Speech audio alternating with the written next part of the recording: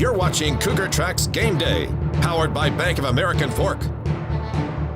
Welcome into another edition of Cougar Tracks Game Day, where Dave Noriega and myself, Alex Kirry, we bring you some of our post-game predictions, our pregame predictions in the post-game to see if we were right about anything. It's BYU versus Mississippi State. Dave, as we kick things off, talking about scores and things like that to start the game off, we said, you know what, we just keep getting worse and worse, but BYU had won 2 in a row, and now they've won 3 in a row after a double overtime, as if the game wasn't late enough. A double overtime, 28-21 victory over Mississippi State. 4th and 9 Bulldogs at the BYU 12.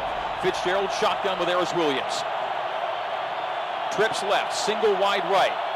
Fitzgerald claps the hands, receives the snap, takes a short drop. Pressure from his left, running to his right, toward the sideline, throws it for the end zone, ball in the air, and incomplete, and no flags, and the Cougars have won it! First overtime win in the regular season since Andrew George beat the Utes back in 2009. Also the last time BYU won a game against Utah.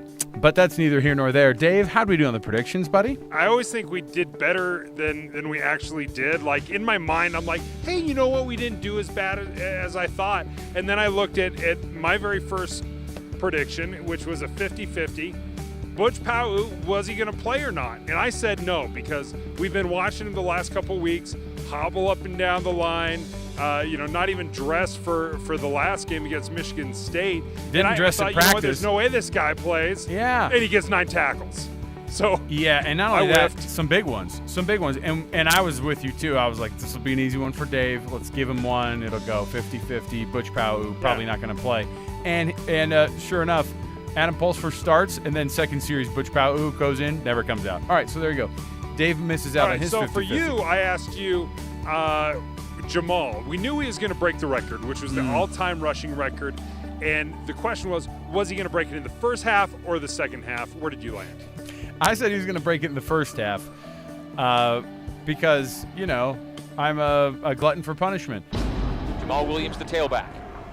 Hand off Jamal. Jamal has a run of 8 yards on 1st and 10, and with that run, Jamal Williams has broken a BYU record that stood for 7 years. With the previous record holder watching from the coaching booth here tonight, Jamal has tonight eclipsed Harvey Unga to become the Cougars' all-time rushing leader. Number 21 is now number 1. It took overtime for him to get there. At the end of regulation, he had 58 yards, so he was like 6 yards short of breaking the record, and I was like, no way. If this guy doesn't get another carry, but ends with 76 yards on 26 carries, that is workmanlike. It is also 2.9 yards per carry. The Mississippi State Bulldogs defensive line knew something that other teams did not. So, but Jamal Williams breaks the record. Do I get partial credit? No? Oh, yeah. No. Okay. It was a 50-50. You had to choose first half, second half. You chose the first half. All right. And just like me, you whiffed. Okay, so here's that's another fine. one. The little more difficult question I had for you was, we knew Kalani was going to do something to fire up his team. The question was he going to dance? Was he going to melt down on somebody or see something new?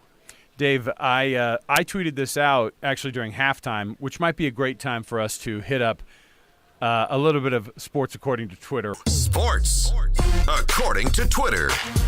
Now, I thought I had a pretty great outing on Twitter during the game.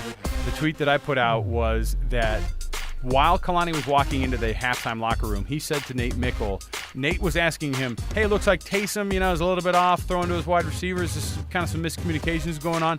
Kalani is ticked, and he says, his actual quote was, yeah, they're just making it up out there. So, what are you going to do? You got to figure it out. You can't just pretend out there. So he just starts getting so mad. They're just making it up out there. And he was so mad about it. Speaking of his own players. Talking about his own players. Talking about Taysom Hill, talking about the wide receivers. And I said he was going to go full-on positive if he blew up. And I'm not going to count the explosive hugs and punches that happened after the game after a win, because those are automatic. That's not even exciting anymore. Right. And Dave, you also were a star on Twitter for different reasons tonight. Mississippi State's turn. Fitzgerald goes in zone first play.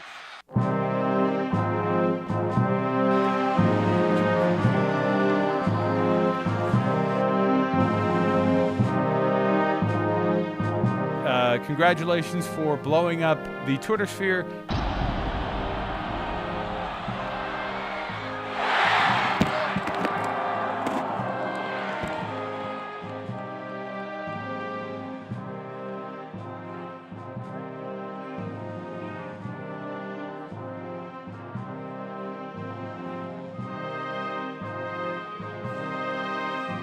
Deadspin picked it up.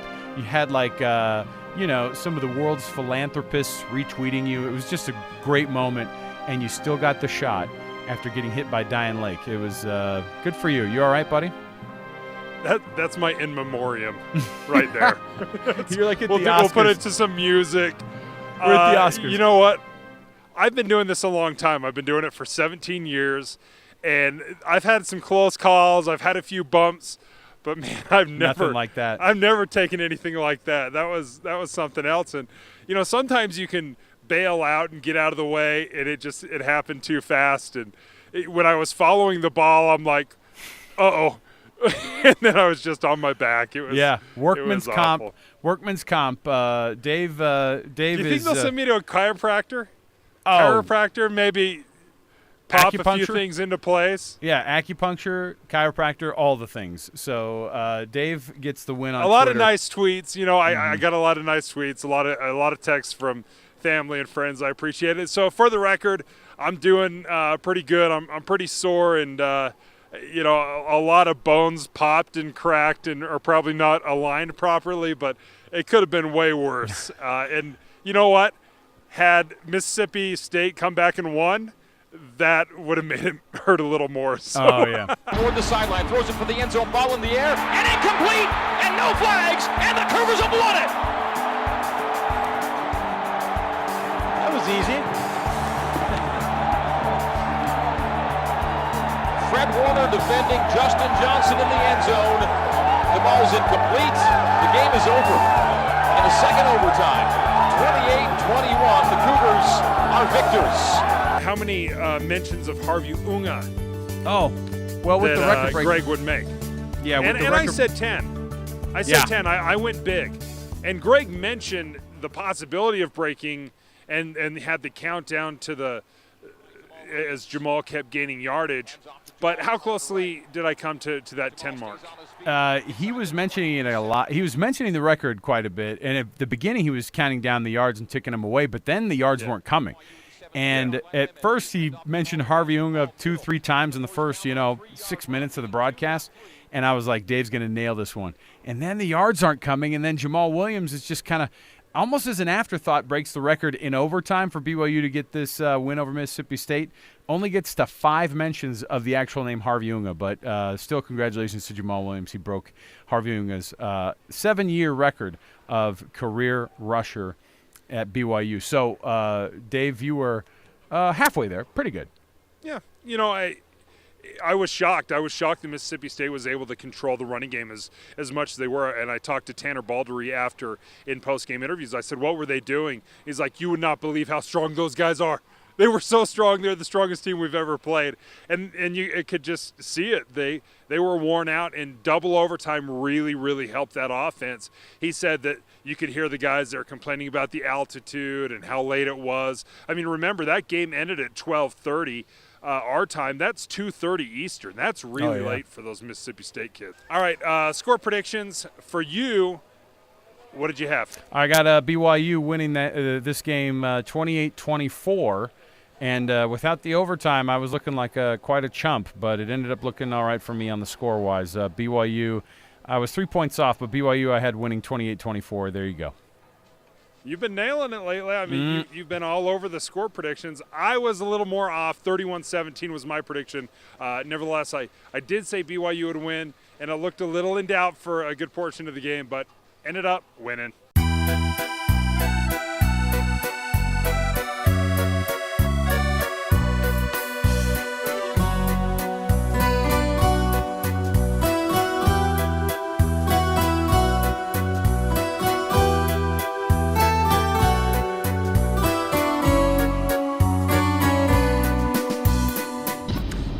Speaking of being in doubt, his back and ankle might be in doubt, but still going to go.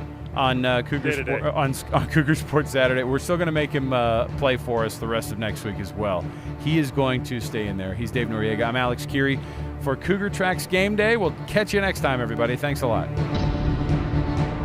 Cougar Tracks Game Day is powered by Bank of American Fork. Big city banking, small town service.